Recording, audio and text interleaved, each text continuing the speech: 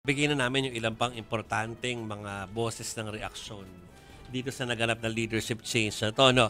Unahin natin yung naging pahayag po ni Congressman Lawrence Defensor kung bakit ang paniwala niya na kailangan ng HOR itong pagbabago na ito.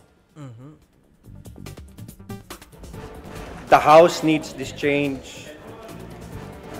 The House needs to rebuild its reputation and regain its integrity after what has happened to the anomalous budget on the flood control.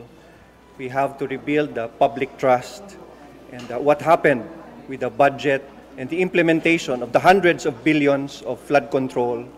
It is the highest form of plunder in the highest degree. And it's sad that it has affected the membership of the House of Representatives. Pwede ba nating i-back-to-back dyan ang reaction from the upper chamber mula naman kay Senator J.V. Ejercito? Ano po? Dahil may tingin siyang dapat talagang mabago sa sa mababang kapulungan. Na-reboot. Sad to say, ganyan lang yata na sa history, both houses nagpatuhan na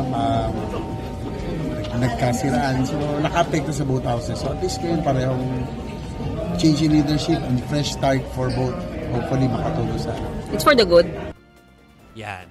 So, siya ang tinutukoy niya, both pala, no? Hindi lang yung camera po, ano? Kasi nga, tama si Mase, sabay kasi ngayon na may pagbabago no? sa Kongreso. Meaning, both chambers po, ano, mga kapatid.